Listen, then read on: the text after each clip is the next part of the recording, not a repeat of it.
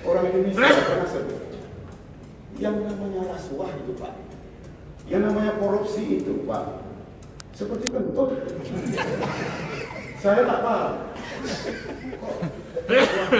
Korupsi itu seperti kentut. Iya seperti kentut. Baunya dahsyat, tapi tak ada yang mengaku. Semua negara tak mengaku, tapi baunya ada. Ini saudara sekalian, ujung sekali saya bacakan sebuah puisi tentang pilihan raya di sebuah negara. Ini puisi Taufik Ismail tentang election. Tajuknya kotak suara. Kotak suara itu peti undi. Kata Taufik Ismail, di sebuah kerajaan dilangsungkan pemilihan. Pilihan raya itu. Di sebuah pemilihan dilakukan penghitungan, bilang undi. Di sebuah penghitungan berlangsung keajaiban. Banyak yang pelik dalam bilang undi. Di sebuah keajaiban semua mata ditutupkan. Berbagai ilmu diterapkan mentabulasinya, matematika, statistika, dan retorika. Berbagai aplikasi adalah bukti sofistikasi, komputerisasi, telekomunikasi, strikerisasi. Inilah kisah tentang sebuah pohon misteri. Di akarnya ada angka 1 juta, naik ke batang jadi 0,5 juta.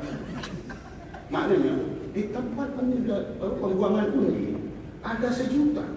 Di tempat menjumlah pembilang undi jadi 0,5, ya, jadi 0,5 juta. Terus ke ranting jadi 100.000. Sampai di puncak tinggal 1.000 saja. Ajaib. Kemana menguap itu angka? Di akarnya, ini yang lain pula nih, ini arti lain lagi. Di akarnya ada angka 1.000. Naik ke batang jadi 100.000. Terus ke ranting jadi 0,5 juta. Sampai di puncak jadi 1 juta. Ajaib, angka-angka beranaknya luar biasa. Di dalam kotak suara, ini hebatnya seorang seniman, dia boleh masuk dalam ini. Dia boleh masuk ke ini, dia dengar dialog kertas-kertas. Di dalam kotak suara, angka-angka saling bertanya asal usul satu sama lain. Kau kan orang salah. Bagaimana dengan putih selalu? Angka-angka saling bertanya asal usul satu sama lain. Ya. Datang dari sahabat. Kau kan sudah mati. Bagaimana melihat ini? Angka-angka saling bertanya asal usul satu dan lainnya. Mereka berselisih pendapat dan berkelahi sesamanya. Angka-angka sikut menyikut, pukul memukul. Angka-angka tampar menampar, gebuk menggebuk. Mereka berkelahi berhari-hari. Kotak itu bergoyang ke kanan, bergoyang ke kiri. Akhirnya angka-angka penat sendiri dan tergeletak sendiri. Ya, lihat kata dia menang, ada kan? Sekian saja. Assalamualaikum warahmatullahi wabarakatuh. Waalaikumsalam warahmatullahi wabarakatuh. Majlis mengucapkan jazakallahu khairan katsiran dan berbanyak terima kasih kepada yang berbahagia Ustaz Datuk Tasrif Fadil. Oleh kerana peluang kita bersama dengan Ustaz Datuk Tasrif Fadil itu terhad, jadi majlis mengizinkan satu atau dua soalan. Nak berjumpa dengan Ustaz Datuk Tasrif Fadil ini agak payah. Jadi kalaulah ada soalan, bolehlah dikemukakan, kita akan berikan mikrofon nanti. Sementara itu saya ingin mengumumkan ketibaan beberapa orang ahli wakil rakyat. Yang pertamanya yang berhormat Liu Chintong daripada Parlimen Keluang. Kemudian yang berhormat Hyo Pek Chun daripada Adun Tenggara. Sorry, saya ini ikut tulisan Gan Pek Cheng. Kemudian yang berbahagia, yang berhormat Tio Ni Ching, ni ahli parlimen kita di sini, Kulai.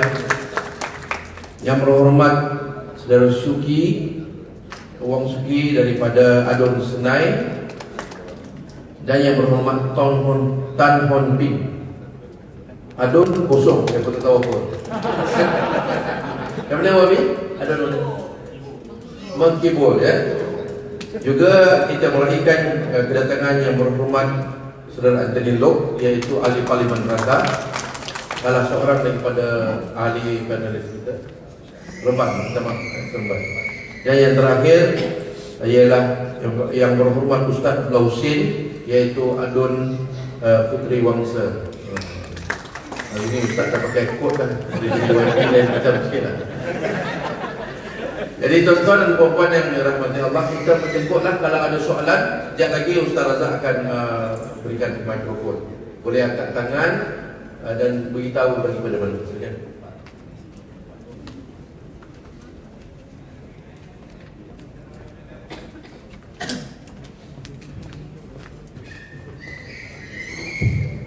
Assalamualaikum warahmatullahi wabarakatuh. Saya daripada PAS dulu, Batu Pahat, Sulong Batu Pahat. Saya tertarik dengan pandangan tadi yang mengaitkan tentang kepelbagaian yang ada di negara kita ini. Dan dengan kepelbagaian tadi boleh memberikan satu kekuatan. Saya rasa pandangan ini adalah pandangan yang cukup hebat, di mana jika diimplementasikan, kita rakyat Malaysia ini boleh menjadi satu bangsa yang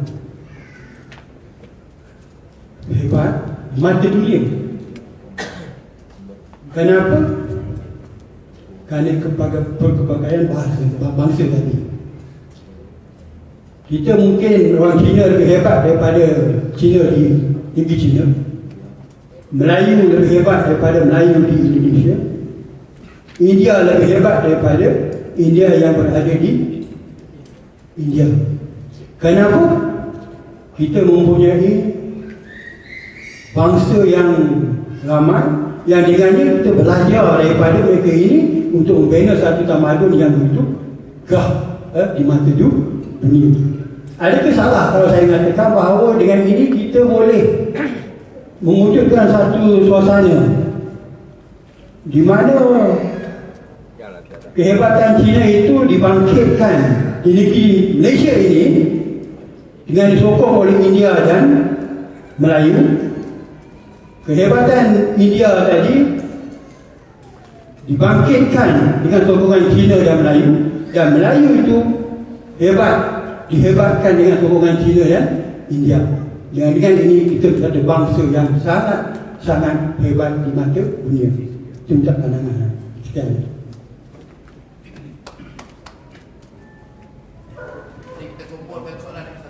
Satu lagi.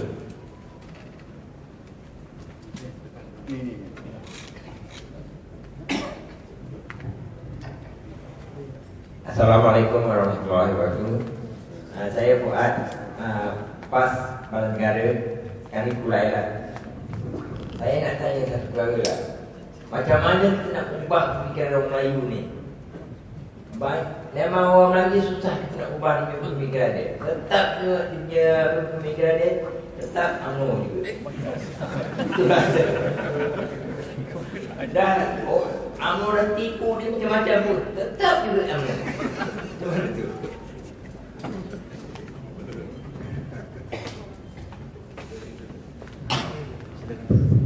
Okey, terima kasih atas tanggapan hadirin. Yang pertamanya mengenai kepelbagaian yang membawa kekuatan. Saya memang selamanya konsisten dengan pendirian positif terhadap kepelbagaian, dan semua orang, semua kaum boleh mendapat manfaat dari kepelbagaian ini. Termasuklah orang Melayu. Orang Melayu boleh menjadi lebih kuat kalau dia boleh memanfaatkan kekuatan-kekuatan yang ada pada kaum-kaum Melayu.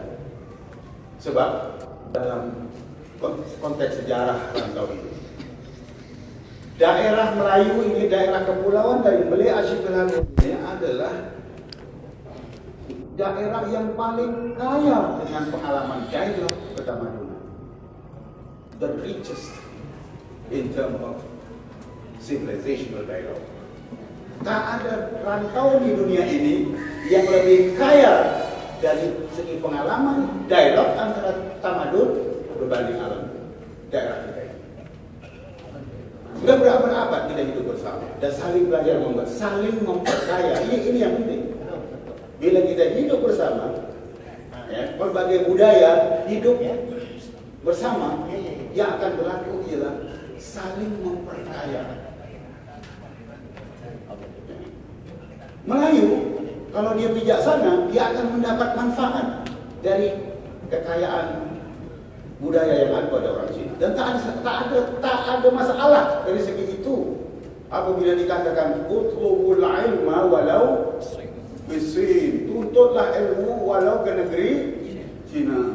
Apa bedanya menuntut ilmu ke negeri Cina dengan menuntutlah ilmu, manfaatkanlah aspek-aspek positif dari budaya Cina di Malaysia. Ya. Jadi daripada pergi jauh-jauh naik MS 330, manfaatkan saja kaum Cina, budaya Cina yang ada di Malaysia ini yang ada kekuatannya. Itu sudah masuk dalam utlubul ilma walau terpulang kita. Ya, dari segi agama tak ada halangan. Khudhul hikmata min ayyi wi'ain kharajat. Ambillah wisdom, ambillah kebijaksanaan itu walau dari mana sumbernya. Sumbernya India, sumbernya Cina, fadhal, go ahead. Kalau memang itu ada hikmah. Itu kalau begitu sikap Melayu, dan demikian juga sikap orang Cina, demikian juga sikap orang India, maka kita masih akan saling memperkaya antara satu sama lain. Yang kedua, soal pemikiran Melayu. Ya. Ketika Nabi SAW ditolak oleh orang mana? Taif. Dibawa Islam ke Taif, orang Taif tolak dia. Hanya orang tua-tua tahu. Orang tua-tua Taif tolak. Lalu malaikat Jibril menawarkan, apa kamu suka kalau saya angkat gunung ini dan saya timpakan ke atas mereka? Nabi kata jangan. Jangan. Sebab saya mengharapkan anak cucunya. Ya sudah tua ini sudah. Ya. Kita harapkan anak cucunya. Jadi saya punya keyakinan generasi muda lain. Generasi tua ini ya kalau boleh berubah, dia berubah. Kalau tidak, ya tunggu saja. Tunggu saja. Kelahiran generasi. Nabi Musa punya pengalaman. Ya, Nabi Musa kan membawa Bani Israel dari Mesir. Ya. Dibawanya, dibebaskannya Bani Israel dari cengkaman Firaun dari Mesir, menyeberangi laut. Tapi bila sampai kepada perjuangan betul menentukan, ya, pusingan terakhir, ya, mari kita masuk ke sana. Mereka tak mampu, sebab mereka harus berhadapan dengan satu kaum yang hebat. Jadi artinya Bani Israel di bawah Nabi Musa ini hanya dapat dibawa keluar dari Mesir, tapi semangat perjuangan, ya, itu dah tak ada, jiwa hamba tu dah sebati. Ya, macam orang Perak lah, orang Perak kata, kita lawan tetap lawan. Dia kata, pada sampai lawan tidak dah teman. Itu orang Perak. Lalu apa yang dibuat oleh Nabi Musa? Nabi Musa tunggu 40 sanatan yatihuna fil ard. 40 tahun generasi ini sesat di padang pasir. Ya, dia tunggu 40 tahun. Jadi artinya habis generasi berjiwa hamba ini, tumbuh generasi baru di padang pasir yang bebas dari cengkaman budaya perhambaan Firaun. Saya fikir proses ini berlaku. Proses ini tetap berlaku. Generasi baru yang terdedah kepada bermacam-macam maklumat tak akan sama dengan generasi lama. Jadi tunggu saja.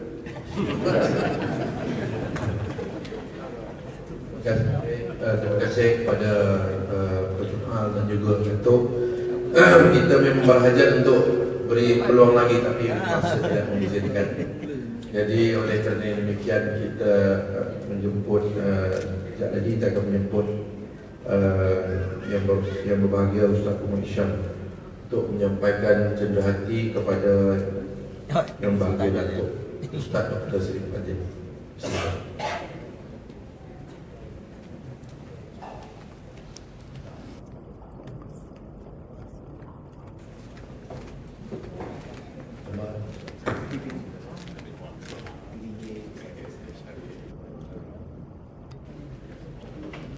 Tuan-tuan dan puan-puan yang dirahmati Allah, dalam pada kegairahan mengumumkan senarai VIP tadi, saya minta maaf kerana terlupa mengumumkan VIP yang paling hampir dengan wadah, iaitu yang berhormat Datuk Dr. Idris Jauzi yang datang daripada Batu Pahat. Minta maaf Datuk, kerana kami terlampau rapat dengan Datuk lupa. Biasalah tu. Jadi tuan-tuan yang dirahmati Allah, waktu sekarang 11.15, kita akan beristirahat 15 minit. Selepas itu kita akan sambung dengan forum yang akan dipengurusikan oleh yang berbahagia Profesor Maja Dr. Syarudin Badarudin. Gambar di depan dan juga di skrin. Yang nombor berapa? Yang tengah-tengah. Memang pengurusi tengah lah. Yang juga akan dianggotai oleh yang pertama yang berhormat Datuk Dr. Idris Jauzi, Ahli Parlimen Batu Pahat. Yang kedua yang berhormat Saudara Anthony Loh, Ahli Parlimen Seremban. Dan yang ketiga iaitu Doktor yang bahagia Dr. Muhammad Zuhdi bin Marzuki, iaitu daripada Pusat Penyelidikan PAS. InsyaAllah akan mengupas tajuk Islam dan Demokrasi. Tajuk-tajuknya ada dalam kertas Aitumil ini. Dah disebut Datuk Jauzi, saya sebut yang pertama. Mungkin maaf.